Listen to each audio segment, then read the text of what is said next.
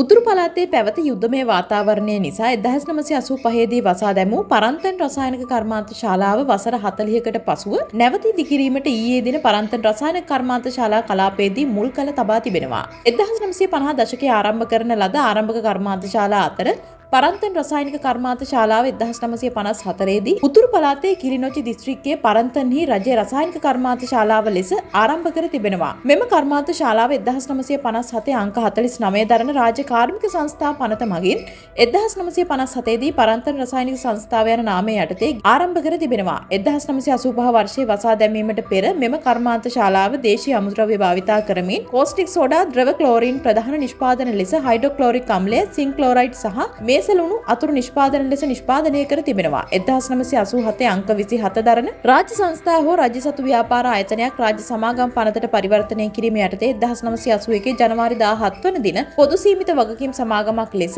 පරන්තන් chemical සමාගම සංස්ථාගත කර ඇති බවයි වාර්තා වන්නේ. රුපියල් මිලියන 6900ක ආයෝජනයකින් නිදිවන මෙම කර්මාන්ත ශාලාව මාස 30කින් ඉදිකිරීමට නියමිත අතර මෙම කර්මාන්ත ශාලාව මගින් දේශීය වෙළඳපොළ ඉල්ලීම සම්තෘප්ත කිරීම සඳහා පොදු ඇලුමිනියම් ක්ලෝරයිඩ් සහ හයිඩ්‍රොක්ලෝරික් අම්ල නිෂ්පාදනය කිරීමට නියමිතයි.